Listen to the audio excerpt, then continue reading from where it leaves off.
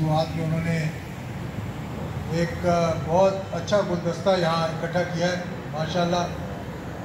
کہ سیاسی محفلیں تو ہوتی رہتی ہیں، یہ ماشاءاللہ آج ایک روحانی محفل ہے جہاں بڑے بڑے مشائخ، علماء کرام اور کچھ ہم جیسے نکمے بھی ان میں شامل ہو کے ثواب حاصل کرنے کی کوشش کر رہے ہیں. میں یہ سمجھتا ہوں کہ آج بہت اچھا کیا. میرے بہت ہی محترم بزرگ ہیں، شفیق شاہ صاحب، رشید شاہ صاحب، دیگر جو لوگ یہاں پر آئے ہوئے کہ فلسطین اور کشمیر اور اوقاف، یہ تینوں مسئلے جو ہیں یہ ہم سب سے ریلیٹڈ ہیں. کشمیر اور فلسطین کا مسئلہ اس لیے یعنی کہ ایک ساتھ ہی تقریباً شروع ہوا اور اس میں اترائی اور چڑھائی جو ہے وہ ساتھ ساتھ آتی رہی. دونوں طرف یعنی دنیا نے دیکھا کہ ریاستی دہشت گردی کی انتہا، جس کو کہتے ہیں اسٹیٹ ٹیررزم، کشمیر میں بھی ریاستی دہشت گردی، فلسطین میں بھی ریاستی دہشت گردی. اور کشمیر میں جب سے 1988 کے بعد اپرائزنگ شروع ہوئی ہے اور جب سے یہ ایٹراسٹیز یعنی دہشت گردی وہاں ریاستی دہشت گردی بڑھی ہے، اس میں بھی اسرائیل کا ہاتھ ہے کہ ان کے ایڈوائزر جا کر ہندوستان کو یہ تعلیم دینے کی کوشش کی کہ آپ نے اس اپرائزنگ کو کس طرح سے سنبھالنا ہے. اور وہاں پہ وہ باقاعدہ ان کو، ان کی فوج کو، ان کے پیراملٹری ٹروپس کو ان کو یہ ساری بات دیتے رہے. اور پھر آج کل جو ہے کیونکہ مسلم امہ کی یہاں بات ہوئی کہ وہ مسلم امہ تو ہے ہی کہیں نہیں نظر آتی، نہ ہی کوئی ایک ایسا پلیٹ فارم ہے جس کا نام لے کر میں یہ کہہ سکوں کہ یہ ایک مؤثر پلیٹ فارم ہے جو عالم اسلام کی ترجمانی کر سکے گا. نہ ہی میں اس پورے عالم اسلام کے اندر اگر میں نظر دوڑاؤں مجھے کوئی ایک لیڈر ایسا نظر نہیں آ رہا جو پورے عالم اسلام کی ترجمانی کر سکے. اور ایک پلیٹ فارم جو ہمارا تھا OIC کا، وہ تو کہیں اب نظر ہی نہیں آ رہا. اتنے بڑے بڑے ایشوز آئے جو کہ امہ کے بارے میں ہر کسی نے کہا کہ میں اپنی جان بچا لوں، یہ جاتے ہیں ان کو بھاڑ میں جانے دیں.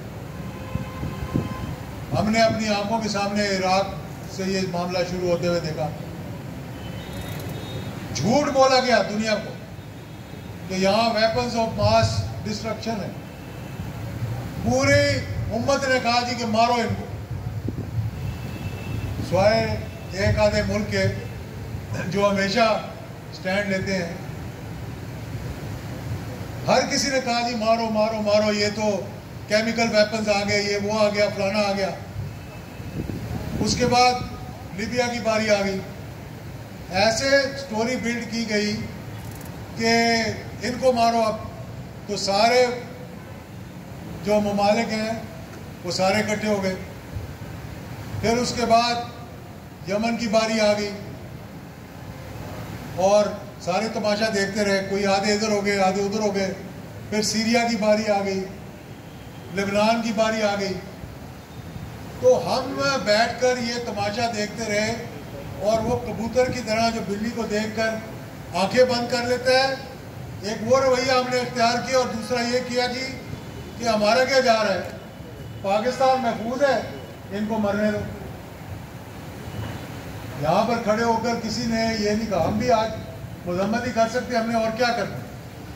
دو تین چیزیں میں بس مختصر کہوں گا کیونکہ پہلے میں کہنے لگا تھا کہ 4 منٹ والوں کا وقت ختم ہو گیا، اب 4 گھنٹوں والوں کا شروع ہو گیا. تو اب میں 4 5 6 منٹوں میں تاکہ آپ لوگ پریشان نہ ہوں. پہلی بات یہ ہے کہ ہندوستان نے ہمیں ٹیسٹر لگایا ہے جو آرٹیکل 370 اور 35A کو نافذ کیا. وہ ہمیں ٹیسٹر لگایا تھا کہ دیکھیں یہ کیا کرتے ہیں. ہماری جو پالیسیز ہیں وہ ری ایکٹیو ہے، پرو ایکٹیو نہیں ہے. ہم ہر معاملے میں ریئیکٹ کرتے ہیں، اور ریئیکشن جو ہوتا ہے نا وہ ہمیشہ کامیابی کی طرف نہیں جاتا جب تک کہ آپ پرو ایکٹیو نہ ہو، جب تک آپ ان کے کان میں جا کر نہ کہیں کہ اگر تم نے یہ شرارت کی تو تمہاری ایسی تیسی، تب تک ان کو یہ بات سمجھ نہیں آتی۔ پھر انہوں نے وہاں پر وہ ریاستی دہشت گردی کی کہ کیمیکل ویپنز کو جو بات کرتے ہیں، کیمیکل پیلٹس استعمال کی۔ ہم دنیا کو باور ہی نہیں کروا سکے کہ ہندوستان وہاں پر کیا کر رہا ہے۔ آپ یقین کریں کہ میں ایک ڈیلیگیشن لے کر گیا تھا بیلجیم میں، تو جب وہاں کے اسپیکر کو ادھر جا کر ہم نے بتایا، تصویریں دکھائیں کہ ہندوستان کس طرح سے لوگوں کو اندھا کر رہا ہے، کس طرح سے ان کو اپاہج کر رہا ہے، آپ یقین کرو وہ سابق ایک صحافی تھا بہت بڑا، بعد میں بیلجیم کی پارلیمنٹ کا وہ اسپیکر تھا، وہ مطلب یقین کریں کہ وہ آنسوؤں کے ساتھ رونے لگ گیا تصویریں دیکھ۔ انہوں نے کہا یہ ہو رہا ہے، ہمیں تو خبر ہی نہیں کہ یہ ہو رہا ہے۔ آپ کو کیا ہوا ہے فلسطین کے اندر، آپ دیکھیں کہاں ہے مسلم امہ، بہت اچھی تقریریں کی، پھولوں سے بارش کی گئی اور ریسیو کیا گیا کہ ماشاءاللہ فلسطین فتح کر کے آگے، وہاں پہ چھوٹے چھوٹے بچے، ہماری مائیں، ہماری بہنیں، ان کے ساتھ جو اٹراسٹیز کمٹ ہو رہی ہیں، اور یہاں کہا جاتا ہے ایک ایسی کلاس بھی ہے جو کہ ہم پہ حاوی ہے اور رہے گی ہم پہ حاوی، کیونکہ ان کے قبضے میں جو سیکولر کی بات کرتے ہیں، ان کے قبضے میں وہ چیزیں ہیں۔ میجورٹی ایک چیز چاہتی ہے کہ یہ نظریاتی ملک جو بنا لا الہ الا اللہ محمد رسول اللہ کے نام پہ، اس کو اس کی پٹری سے اتارا جائے۔ تو اس کے بعد بھی ہم نے کچھ نہیں کیا۔ ہم نے کیا کیا، بڑا افسوس ہوا جس بات کا، اور میں ذکر کرنا چاہوں گا کہ ہم نے یہ خبریں باہر کے اخباروں سے پڑھی کہ ادھر ہندوستان جو ہے وہ وہاں پر ریاستی دہشت گردی کر رہا ہے، اور یہاں پر ہم بات کر رہے ہیں کہ بیک ڈور ڈپلومیسی کی، جس کا ذکر آپ نے سنا ہوگا۔ پھر ہم بات کر رہے تھے، کیا بات کر رہے تھے کہ یہاں پر ہی ایک سیمینار ہوا جس میں بات کی گئی جی کہ ہم تو یہ جو ہے پولیٹیکل معاملات سے نکل کر ہم جا رہے ہیں اکنامک کنیکٹیوٹی کی طرف، پھر کہا ہم ریجنل کنیکٹیوٹی کی طرف جا رہے ہیں۔ مطلب یہ کہ بھئی کسی نہ کسی طرح سے ہندوستان کو، کشمیر کو بلا کر وہ پیاز وہاں سے لینا شروع کر دو، اور وہ جو ان کی خواہش ہے وہ راہداری ان کو دے۔ وہ چاہتے ہیں کہ پاکستان کے تھرو جائیں اور وہاں جا کر بیٹھ جائیں، اور وہاں پر اٹراسٹیز کمٹ ہو رہی ہیں، اور یہاں پر ہم کہہ رہے ہیں کہ بیک ڈور جو ہے وہ ڈپلومیسی ہونی چاہیے۔ یہ دوگلا پن نہیں چل سکتا یہاں۔ آپ عوام کو، پاکستان کو، پارلیمنٹ کو، آپ ان کو اس میں لے، اعتماد میں لیں۔ تو یہ جو بات ہے، میں سمجھتا ہوں کہ اس وقت ضرورت یہ ہے کہ ہم متحد ہوں۔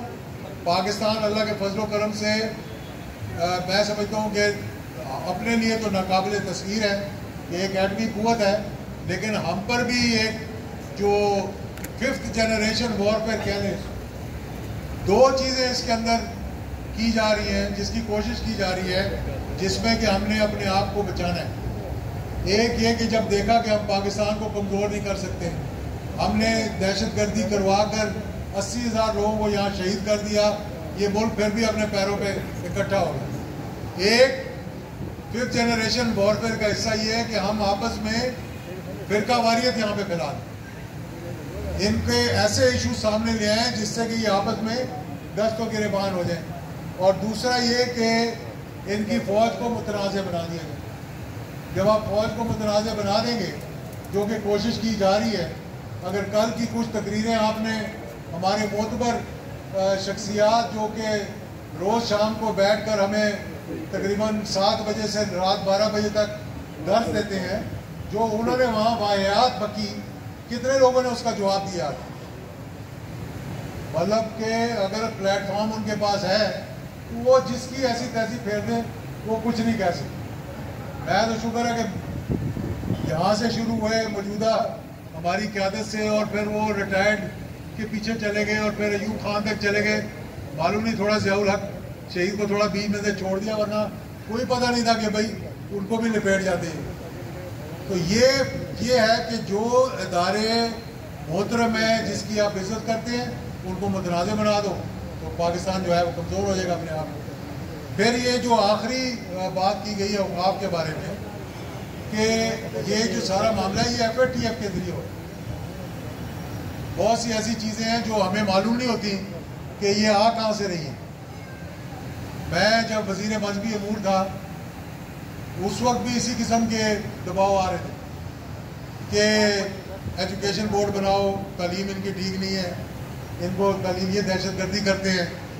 تو میں بس وہ آخری بات آپ کو بتا کے اجازت لیتا ہوں. تو میٹنگ بلا لی گئی, سارے جتنے بھی اپنا ہیں ہمارے بورڈ, اسلامی بورڈ ہیں, سب کو بلا لیا گیا. تنظیمیں مدارس دینیہ جو تھیں ان میں بیٹھ کے گئے تو انہوں نے کہا جی کہ آپ کے مدرسے جو ہے وہ دہشت گردی میں ملوث ہے. میں بھی اس میٹنگ میں بیٹھا ہوا تھا. انہوں نے بڑی اچھی بات کی علامہ صاحب. انہوں نے کہا جی جو مدرسے آپ ڈھونڈ کے لائیں, یہ ایجنسیاں آپ کے DG ISI بھی بیٹھے ہوئے ہیں, DG MI بھی بیٹھے ہوئے ہیں اس میٹنگ میں, یہ مشرف صاحب کے زمانے کی بات ہے, آپ وہ لے آئے, ہم آپ کے ساتھ مل کر ان کو بلڈوز کریں گے. مشرف صاحب نے کہا جی آپ باتیں تو بہت کرتے ہیں, جب وقت آتا ہے آپ کچھ کرتے نہیں ہیں. انہوں نے کہا نہیں جی آپ بتائیں. انہوں نے کہا جی دونوں ایجنسیوں کی ڈیوٹی لگا دی کہ 3 ہفتے کے بعد دوبارہ میٹنگ ہوگی, مجھے لسٹ لا کے دو, مجھے لسٹ لا کے دو ان مدارس کی جن پہ آپ کو شک ہے کہ یہاں پر کچھ دین کی تعلیم کے علاوہ بھی کوئی کام ہو. تو 3 ہفتے بعد دوبارہ میٹنگ ہوگی. تو مشرف صاحب نے پوچھا ہاں بھی بتاؤ. تو دونوں کے منہ لٹک گئے تھے, کوئی لا کر انہوں نے چیز دکھا نہیں سکے سامنے. تو یہ ایک تاثر پیدا کیا جا رہا ہے کیونکہ ہمارے جو حکمران ہیں وہ ماشاءاللہ ABCD پڑھتے رہے ساری عمر, مدارس کے ساتھ ان کا کبھی تعلق نہیں رہا, علماء مشائخ کے ساتھ ان کا اٹھنا بیٹھنا نہیں رہا. تو اس وجہ سے وہ یہ سمجھتے ہیں کہ یہاں پر جو دنیا کی سب سے بہترین NGO بن رہے, اور وہی شخص جو آج اتنا لوگوں کو پیارا نہیں ہے, مجھے معلوم ہے کہ جب وہ کنونس ہو گئے کہ یہ ایک اچھا کام کر رہے ہیں تو میرے ساتھ جا کر امریکہ کے ہر پلیٹ فارم پر انہوں نے کہا کہ جی اس سے بہتر اگر کوئی NGO دنیا میں ہے تو مجھے لا کر. آج بھی یہی ہو رہا ہے کہ جی یہ FATF والے کہتے ہیں ہاں جی بتاؤ یہ مدرسے, یہ اوقاف, یہ پیسہ کہاں سے آ رہا ہے, جو ڈونیشن دے رہا ہے وہ کیوں دے رہا ہے. مقصد یہی ہے کہ یا ان ساروں کو قابو کیا جائے.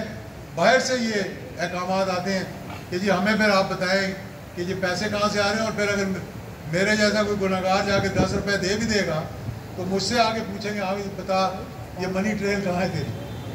تو یہ ایک جو بات ہے نا, اس کو بڑے غور سے ہینڈل کرنے کی ضرورت ہے. یہ صرف تقریر سے نہیں ہوگا. بہت اچھی بات ہوئی کہ کمیٹی بن گئی, اور مجھے امید ہے کہ حکومت اس بات کو سمجھ جائے گی. اسی طرح سے ہمارے جب میں وزیر تھا تو مجھے یاد ہے کہ ہمارے حکمرانوں کا جب دورہ آتا ہے نا امریکہ کا, تو ہمیشہ وہاں سے کوئی نہ کوئی فرمائش آ جاتی ہے. کبھی آ جاتی ہے جناب کہ یہ آپ حدود آرڈیننس کو ذرا فارغ کر کے دکھاؤ, 295C کو ذرا فارغ کر کے دکھاؤ, یہ توہین رسالت والا جو ہے. اب لوگ کیا کرتے ہیں, وہ جا کر وہاں پہ اسائلم لینے کے لیے یہاں پر وہ کچھ نہ کچھ چھوٹا کام کر دیتے ہیں, حالانکہ آج تک کبھی کوئی کنوکشن نہیں ہوئی یہاں پر, لیکن وہاں پر یہ اس کا تاثر ہے. اور ان کا ایکسیس دیکھیں آپ کہ یہاں سے بھاگا ہوا شخص جو میرے جیسا بندہ جا کے ٹرمپ کو اگر ملنا چاہے تو پورے ٹینور میں شادی مل سکے گا. وہ ٹرمپ کے ساتھ کھڑا اسے بتا رہا ہے کہ پاکستان کے اندر میرے ساتھ کیا چاہتے ہیں. تو یہ ہماری کمزوری ہے. پھر ان کو ہم VVIP بنا کر یہاں سے باہر بھیجتے ہیں جو اس قسم کے کام کرتے ہیں. وہاں جا کر وہ ابھی اگر آپ نے دیکھا ہو کہ ایک یورپین یونین نے ایک قرارداد پاس کی کہ کیوں نہ پاکستان کا جو ہم نے ان کو مفاد کے لیے ٹیکس ایگزیمشن دی ہوئی ہے جی, اس کو ختم کریں. تو ہم کیوں نہ ختم کریں, تو ان وجوہات سے.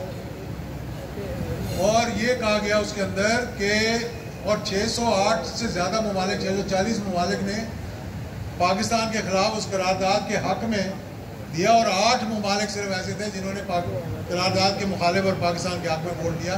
اور اس کے اندر کیا تھا, اس کے اندر یہی سب سے اوپر کہا تھا 295C کو ختم کرو, یہ توہین رسالت والا ختم کرو، اور سب سے آگے جا کر لوگوں کے نام لکھ کے دیے کہ ان لوگوں کو فوراً رہا کرو، اور ہمارے سارے ممالک ان کو ویزا لے کر اور ان کو یہاں پر لانے کے لیے ہم تیار کریں۔ یہ چیزیں جو ہیں یہ ہمیں جب تک آپ اپنا بہت اچھا کمیٹی بن گئی، اللہ تعالیٰ کرے یہ کمیٹی کچھ کر کے دکھا دے، اور اسی طرح جب مدارس کا ساتھ بھی ہونے لگا تھا، اور اب بھی یہ کوشش کر رہے ہیں کہ یہ سارے معاملات کو کس طرح سے لپیٹا جائے تاکہ وہاں سے جو پریشر آ رہا ہے پاکستان کے اوپر اس کو ختم کیا جائے۔ تو میں ایک تو سمجھتا ہوں کہ اچھا یہ جو آج آپ نے قرارداد آج کی ہے اس کی تشہیر کرے، اس کو اچھی طرح ہر جگہ پہ پہنچائیں، اور انشاءاللہ کشمیر کے مسئلے پر اور فلسطین کے مسئلے پر ہمیں اپنی آواز ضرور اٹھانی چاہیے، اور ان لوگوں کو جو کہ اس وقت ہم پہ پریشر ڈال رہے ہیں کہ اسرائیل کو تسلیم کریں، ہم پہ بھی بڑا پریشر ڈالا گیا ہے۔ بڑا اچھا ہوا کہ حکومت نے دو ٹوک جواب دیا ان کو۔ ہمارے ایسے دوست ممالک ہیں جو کہ ابھی ان کی سفارت خانے کھول رہے ہیں، ہندوستان کو انوائٹ کر رہے ہیں، بڑے بڑے ایوارڈز دے رہے ہیں ان کو، لیکن آخر کار ان کو پتہ ہے کہ ساری جگہ سے ہو کر آخر کار ان کو پاکستان کے پاس ہی آنا پڑا، کیونکہ پاکستان سے زیادہ ان کے کوئی تحفظ فراہم نہیں کر سکتا۔ تو میں شکریہ ادا کرتا ہوں، آپ کا بہت تھوڑا وقت زیادہ لے لیا کیونکہ لائٹ آ گئی تھی، میں کہا چلو اب تھوڑی سی بات کر لیں۔ تو انشاءاللہ میں حاضر ہوں جناب، جب بھی کہیں میری ضرورت ہو تو انشاءاللہ میں آؤں۔